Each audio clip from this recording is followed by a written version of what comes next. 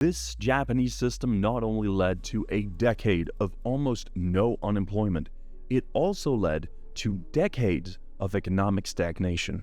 Hi there, my name is Alexander and I have a bachelor's degree in Japan studies. In this video, I'm going to explain what that system is, how through it Japan managed to maintain a roughly 1% unemployment rate for about a decade, and lastly what the consequences of that system were. So after Japan lost World War II, they managed to create a period of absolutely magnificent economic growth, quite aptly known as the Japanese economic miracle. While there were a variety of factors that of course contributed to the economic miracle, in this video we're going to be focusing on just one of them. After World War II, Japan needed labor, and lots of it, especially skilled labor.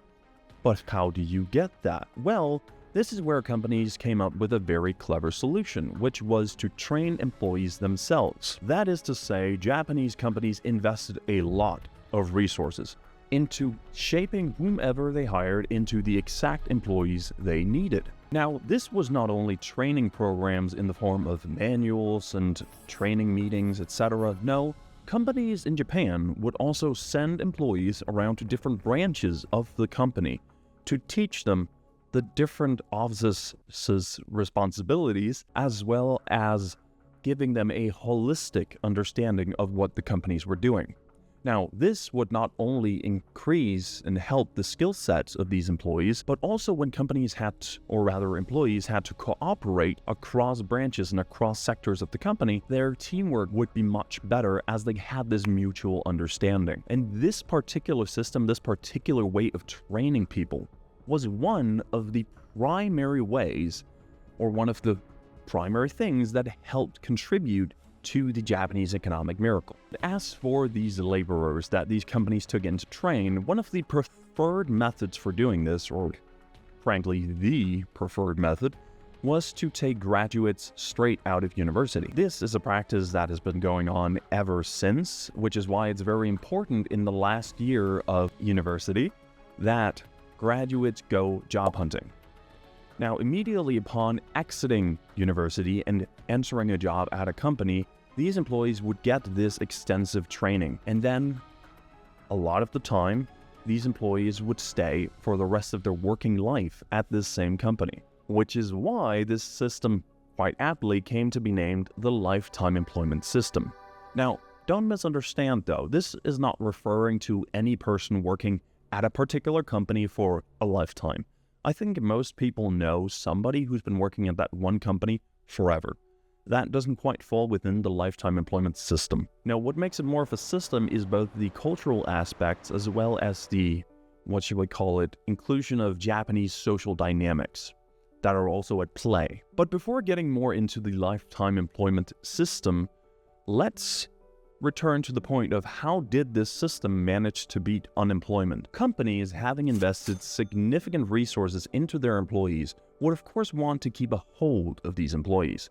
And in tow, many of the workers also wanted to stay at the companies for a variety of reasons, some being direct benefits, such as retirement benefits, company housing, loans through the company, etc. But even more meaningful than these direct benefits are the factors of culture and Japanese social dynamics. I'm using some fairly fancy words there, but to make it more simple, let's put that into three terms, which are seniority, family, and loyalty. Now, let's begin with seniority. So at this time in Japan, to some extent still, but especially around this time, seniority was king.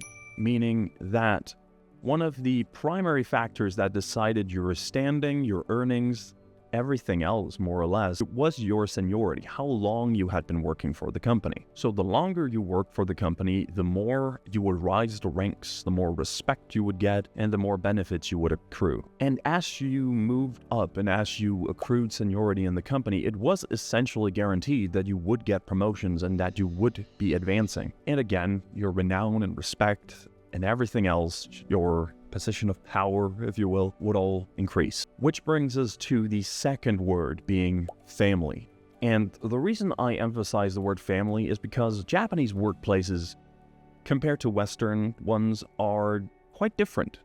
in that in the West, we see our colleagues as, well, colleagues, co-workers, other people doing the same thing. But in Japan, the workplace, the people there, especially, again, at this time, which was during the 1960s and 70s and until 2000 more or less, the company was seen as a secondary family. And so you would, for example, as you entered a new job, you would be assigned like an older sister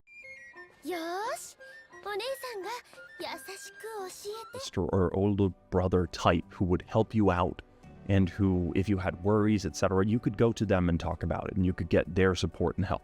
And so, like a family, employees would support one another through the tough times, encouraging and also being responsible to have to deliver for the sake of your group. And also when things happened, you would take responsibility as a group. Now, lastly, we have the term loyalty.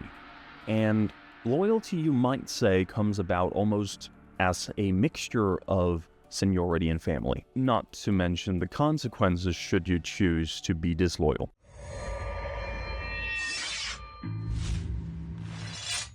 Which we will cover shortly. So you might say loyalty was the most important part of the lifetime employment system. Part of that being that the concept of work ethic in Japan is somewhat different than it is in other countries, in the sense that you might say it's subordinate to loyalty. That is to say that work isn't seen as something that's cumbersome and bothersome that you have to do for certain perks and benefits, whatnot, but more so as a sacred duty almost. I know I'm making it sound really grand in a way, but yeah, it's almost seen as a type of sacred duty to the company and to your family by extension, which the extension of this logic was that the prosperity of the company almost took precedent over your own prosperity, right? And the company came to take first place in your life more so than your leisure time. And so the company, number one, you served the company, and then your life was secondary. And you would often see in these companies how younger employees would be at the behest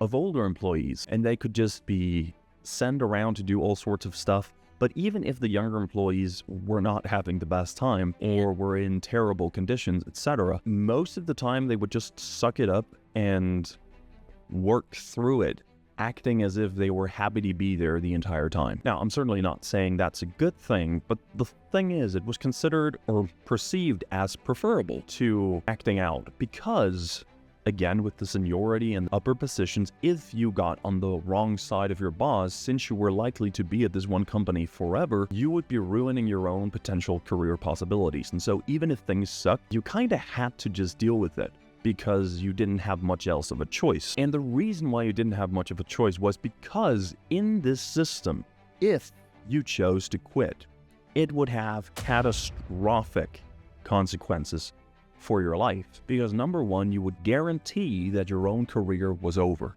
Additionally, since your working partners, your colleagues were seen as essentially family, you were choosing to leave your family and abandon them. So not only were you ruining your own career opportunities, you were also socially excluding yourself to some extent. Again, because you would be seen as someone who would leave their family. And additionally, if another company who was in the mindset of using lifetime employment was looking at you, somebody who left a company after that company had invested massive amounts of resources into training you, then why would they hire you? Because they see somebody who would leave that company, who might leave theirs if they were to invest in you and train you. Not to mention, again, coming back to the aspect of seniority is king, right? If you stop any accrued seniority, assuming you were to do the impossible and get another job in a lifetime employment system, you would be reset. You would be from square zero again, or square one, which means you would have to start accruing seniority, and your chances of making those higher positions was way lower. Now then, this brings us back once again to the question of how did this help beat unemployment? Well, the thing is, just like workers, for the reasons just mentioned, did not want to leave these companies, so too companies did actually not want to let go of their workers. And in the same sense that employees saw it as, to some extent, a sacred duty to do their work, in the same way companies felt a responsibility and saw it as their duty to provide jobs for people. And so in the same way, if it looked really bad that an employee left a company, it also looked bad for a company to fire an employee. And so even during bad times, many companies using this system of employment would maintain their workforce, even at damage to their profits and even at a loss sometimes. Now, another aspect, especially in the past, was that bankruptcy was seen as disgraceful and was something that would leave a stain on the record of not only the company, but also anyone who worked there. And so this created a unique situation where both companies, or management rather, as well as the workers would essentially work together doing their hardest to avoid bankruptcy, which might include creating new product lines or essentially doing anything they possibly could in order to avoid going under. Now, an additional aspect is that in Japan, when it comes to investing, it's a lot more stable than in the West, and it's a lot more hands-off and with an emphasis on the long term. And so stakeholders, such as let's say shareholders in Japan, are much less likely to involve themselves in the running of the company and are much less likely to demand layoffs, as is often seen in the US, for example. Now, when you unite all of these factors of how companies wanted to maintain their employees and employees wanted to stay at the same companies, all of this helped maintain a low unemployment rate in Japan, especially during the economic miracle from the 1960s till 70. So from about 1960 till about 1970-73, Japan maintained roughly an unemployment rate of 1%. After the 1973 world oil crisis, unemployment in Japan rose to a staggering 2%. So it doubled, which, doubling always sounds bad, but when you contextualize it, it actually was quite well handled. Because if you compare it to a country such as the US in the same period, the US had an unemployment rate of 5 in 1973, which went on to reach around 9% in 1975. And so when you compare 9% to 2%, it really was quite well handled for a world crisis. This brings us to the consequences of the system, however, because while this system did manage to help maintain a low unemployment rate, even as it hit 2%, help maintain it at that low level, this wasn't all sunshine and rainbows. Now, for the next many decades following 1973, Japan was actually able to maintain an unemployment rate of roughly these 2% until the period from 2002 till 2016-17, where it rose to 3% and a high of 5.5% or so. But that's not the focus right now. While the lifetime employment system was effective at maintaining a low unemployment rate, it did have issues. For example, the system was overly described and criticized for being overly rigid and not at all flexible enough. And this critique often came from the US especially, which generally held true, but there were some caveats. So there was some offsetting of this issue going on by the use of, or through the use of, temporary contract workers who worked to some extent as buffers for bad times. But again, the description and the criticism generally held true. Now, a larger issue, though, was the lack of innovation, because when you had this set structure of advancing according to seniority, and you had a seniority structure where those who were above you and those who were older than you, their word was law. And again, you also did not want to get on your boss's bad side because you might doom yourself for life, more or less. This meant that if somebody at the top or above you had a bad idea, it was very unlikely that you were going to speak out about it. At the same time, if somebody at the bottom had a great idea, but it wasn't seen as a good idea from somebody above them, that was the end of it. And so innovation was stifled to a great extent, which was problematic. Which also brings us to a very major issue, which was the financial issue or the economical issue. This was not really that big a problem in the beginning, because at first, during the economic miracle, there were a lot of people who could get into this system and steadily through seniority could advance their positions, get promotions, better pay, better benefits, all of this. People would enter the company and they would see the track ahead of them, the job security, all the good stuff. Life was set, everything was great. Or was it? Now, it was in the short term, right? Because this system worked really well. The problem that you perhaps didn't think of initially when you started implementing this system was that eventually, when you have older gentlemen, occupying all of the top positions. You can only keep creating new positions as long as there is economic growth and as long as things are going great. And even then, you can only create so many positions. And so eventually, all of these top positions, all of the tracks for advancement were already filled out, which did not leave space for advancement for the younger employees. Not only that, but as mentioned earlier, as seniority increased, so did the pay, so did the benefits. And one of the real big kickers to the company's finances were these lump sum payments given to people who retired from the company. And these lump sum payments especially could put a real strain on company finances. Some companies even went bankrupt because of the amounts of money that they had to pay out, which also made changes so that these payments were paid out over time instead of in lump sums. But nonetheless, still having these senior employees with all of these accrued benefits, large pay, and these retirement payouts was financially really hard on companies. And when you factor that with the lack of innovation, etc., all of this just created a really bad cycle, which when combined with an economy that all of a sudden isn't in economic miracle mode, but is actually stagnating, then that became an evil cycle, and things just got worse and worse.